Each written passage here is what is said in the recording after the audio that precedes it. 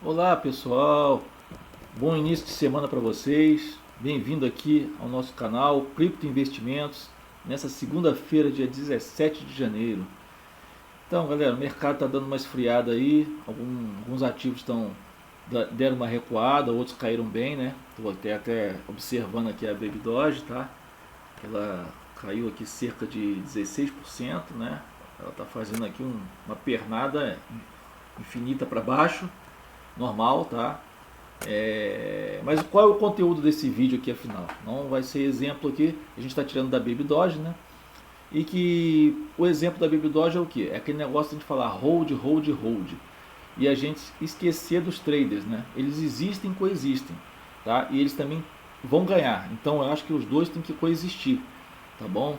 Então eu queria dar uns exemplos aqui para quem está iniciando no mercado ou que é muito aficionado por ser holder, a gente entender também como funciona o trader, tá? Como ele vai ganhar muito dinheiro a curto prazo e para ele às vezes não é interessante ele ser holder, tá? Ele não pode fazer uma previsão aqui, que eu botei uma meta aqui de 3 anos, se ele pode no único final de semana ele ganhar um valor absoluto, entendeu? Um valor que para ele vai suprir as necessidades dele. Então a gente tem que entender que cada um tem uma dificuldade no seu dia a dia, na sua vida. Eu, por exemplo, aqui, ó, fiz um exemplo básico aqui para a gente poder entender como é que é. Ó, vamos supor aqui que tanto uma pessoa que pretende ser um trader ou um holder, ele está investindo numa moeda, por exemplo, qualquer ativo, tá? E então eles vão fazer um investimento inicial de R$ 1.000, tá? E o valor do ativo seria R$ 1, tá? Ele compraria 1.000 unidades. Então, quais seriam as metas aqui?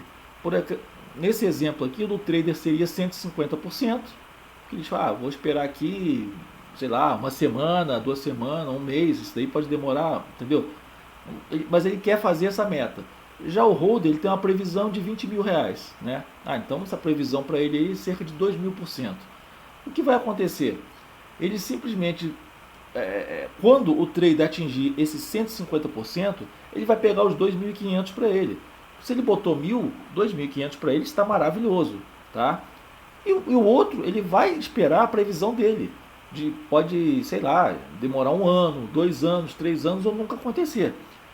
O nunca acontecer também válido para o trader, entendeu? Então os dois botaram R$ 1.000 e os dois podem perder esse valor, tanto a curto quanto a médio prazo, tá? Porque a gente não sabe o que vai acontecer. A moeda pode subir, pode se lateralizar e lá para baixo virar zero, várias coisas. Então, aqui um exemplo que é um básico que nem é um exemplo, vamos dizer, né?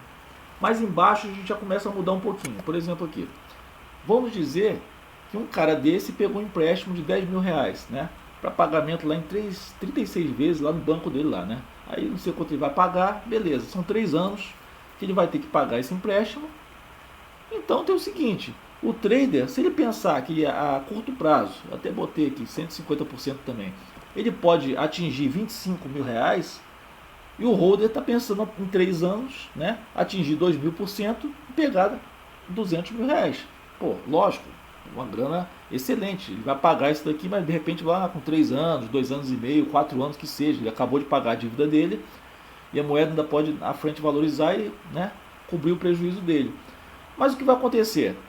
Qual é a meta do trader? O trader, por exemplo, aqui bateu 150%, que nem agora a gente teve aqui, várias moedas aqui que praticamente uma semana aqui chegaram esses valores aqui, no final de semana, que nesse final de semana, a Baby Doge subiu muito, a Ariva, que eu falo muito no site, também subiu muito, outros aí também já vinham subindo e chegaram esse patamar aí, entendeu? Até a Game Shiba, que eu falei outro dia aqui, ela subiu quase 150% aí. Então o que acontece? Esse cara aqui, vamos supor que em um mês ele conseguiu, ele pegou o empréstimo do banco, em um mês deu uma renda de 150% e ele vendeu tudo, não quero esperar 3 anos não. Ele vendeu por 25 mil, o que acontece?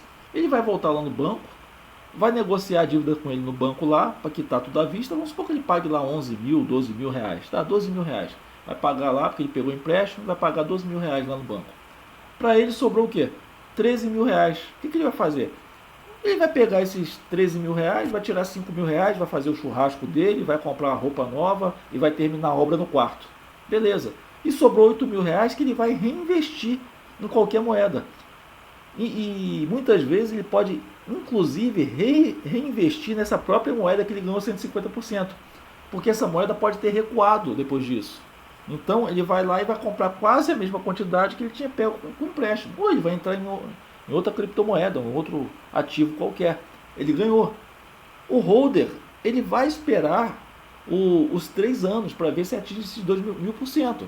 Cara, aí você tem que pensar. Pensa, isso daqui que a gente está falando aqui de empréstimo de 10 mil reais, tá?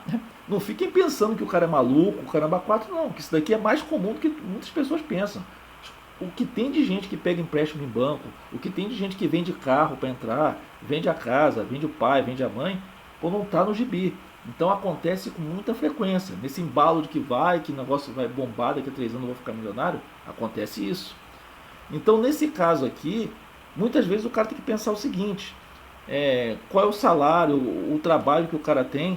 Então muitas vezes, se ele, daqui a um ano, ele perdeu 150, um hype da moeda lá, a moeda, por exemplo, voltou e está lateralizando, está valendo a mesma coisa que ele pagou, tá? Aí ele vai e perde o emprego, tem que pagar ainda não sei quantas prestações do empréstimo que ele pegou. Olha bem, e chega lá, passa 3 anos, por exemplo, a moeda simplesmente não valoriza, some do mercado. Como é que vai ficar esse cara? Ele vai ficar com uma dívida no banco, todo ferrado, quando ele podia ter, né, feito aqui o lucro dele e, pô, saído da dívida e já entrado em outra moeda. O holder, sim, vai ficar 3 anos, se ele botou esses 10 mil reais aqui, se ele de repente não fez falta para ele, tá? Não fez falta, se eu perder 10 mil, ninguém quer perder 10 mil, isso aqui é a realidade, né? Mas, tipo assim, se aqueles 10 mil que ele perder não vai impactar em alguma coisa que seja uma dívida no banco, uma situação difícil, uma perda de trabalho. Eram os 10 mil que ele tinha guardado lá, que ele tinha 30 mil e tirou 10 para aplicar, entendeu? Então a gente não pode julgar o trader, mão de alface, o caramba 4. Não pode julgar, o cara fez o lucro dele. O cara está perdendo o que se ele fez o lucro dele, né? E no exemplo abaixo aqui, vamos lá. Esse exemplo aqui é clássico também. Você vê que às vezes o trader ganha e a gente não pode achar que só o holder vai ganhar. No exemplo aqui, lá, o trader e o holder compraram 2.000 unidades a 2 mil reais, né? Naquele exemplo de R$1 a unidade. A moeda valorizou 50% e recuou 50% nos dias posteriores. Ou seja, chegou no final de semana, numa sexta-feira, a moeda valorizou 50%, né? Aí, o exemplo de hoje, segunda-feira, ela recuou os mesmos 50%. O que ela ganhou, ela recuou. Não 50% que vai ser maior aqui, né? Tem essa diferença aqui de coisa. Mas ela recuou aqueles mesmos 50% dos dias anteriores. Vamos dizer assim, em termos de ganho e perda, né? Que uma coisa é você ganhar 50%, outra coisa é você perder 50%, né? Por exemplo, quando a gente fala de 100%, por exemplo, só para deixar claro a matemática, né?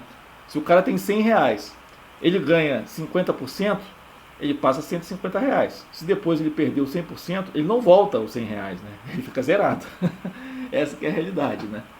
Então, o que é para cima não vale para baixo, né?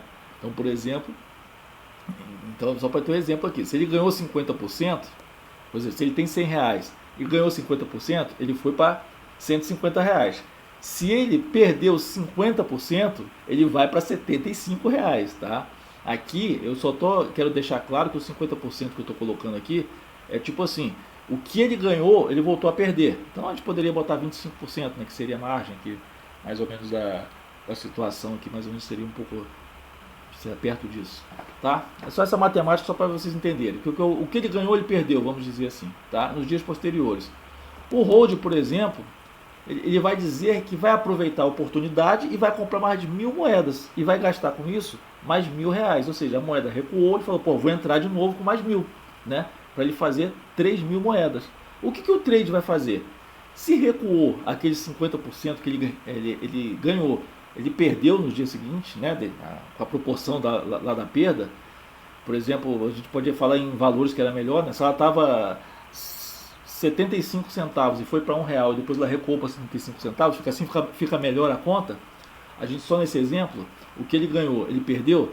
O trade vai fazer o quê? O trade pegou com os 1.000 reais que ele vai usar para recomprar essas moedas, vai ser do ganho que ele teve. Ou seja, ele vai recomprar as 3.000 moedas que ele vendeu às 2.000, né? Mas por um valor maior. Então ele vai reentrar recomprar as 3.000 moedas sem gastar aqueles R$ 1.000 que o holder está gastando, tá? Então, no exemplo aqui, após isso, ambos terão 3.000 unidades da moeda, né? Sendo que o holder gastou R$ 3.000 para isso e o trader só gastou 2.000. Por quê? O trader reentrou nas moedas com o lucro que ele obteve, tá? E o holder ele vai entrar com mais dinheiro.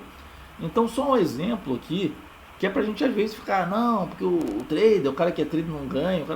O cara que é trader, se ele souber usar o gráfico, se ele conhecer a moeda que ele está entrando, ele vai saber fazer dinheiro e ele não vai estar ligando para daqui a 3 anos, porque daqui a 3 anos ele já ganhou tanto dinheiro nessa jogada que de repente tem muitos traders aí que ganham muito mais dinheiro do que o holder, tá? Mas o cara tem que saber, é lógico que é estratégico.